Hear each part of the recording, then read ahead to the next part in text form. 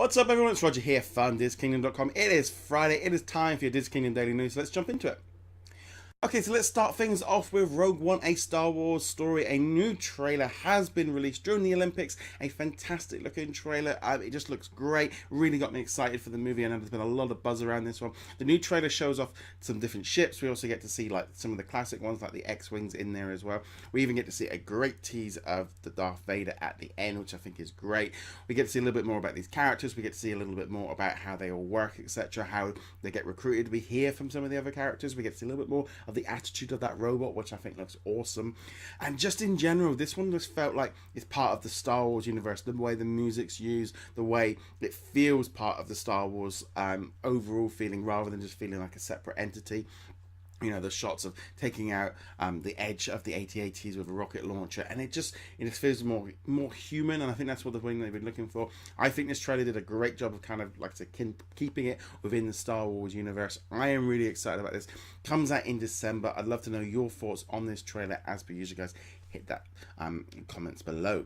But on the Marvel side of things, it looks like we're going to have some different kind of origin story for Captain Marvel in the upcoming movie that's coming out in 2019. According to a recent podcast, the screenwriter had to put out basically just saying that they're going to maybe make some adjustments to the origin, so it's less like the Green Lantern. I think they're a little bit worried about it being too much similar to that one there. I think there's also got this whole other issue of, obviously in the comic books, the original Captain Marvel then passes the torch down to her. You know, they're going to do it like this.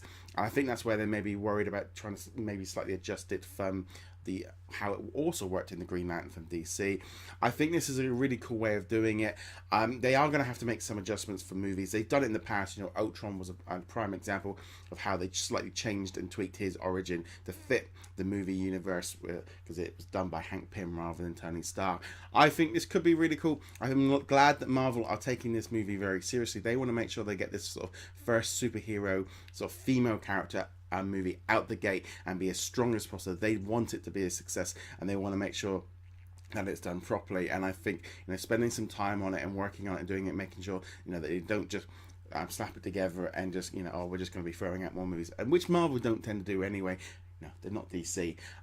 But this does feel like a good direction. And now, while some comic book people might be a bit like, you can't change the origin, sometimes they have to be slightly simplified down for the wider audience. And so Disney have introduced a brand new princess, Elena of Avalor, into Walt Disney World. They have had a huge showing. They had brought in on Main Street. They had a big live show where she performed a song.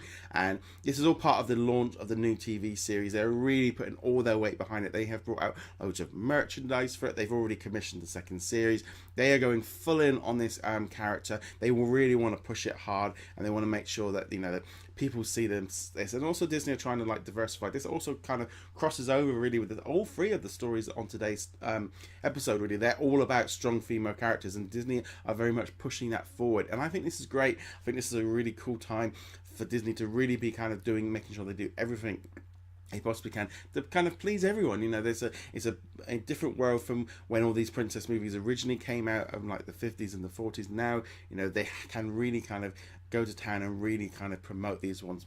Personally, I'd love to see a movie first and then the kind of TV series coming second, and have like a proper kind of animated classic to kick her off. But, you know, Disney have kind of gone in with this TV system and trying to push a couple of TV series that way. But either way, I'd love to know your thoughts. Anyway, guys, thank you very much for watching. Be sure to let me know in the comments below what you guys think of all of today's stories. Be sure to hit us up on our Facebook groups. And as per usual, guys, check out DisKingdom.com. If you're on the YouTube or the audio version, subscribe. And if you're on Facebook, give us a like. Anyway, guys, thank you very much for watching. See you tomorrow.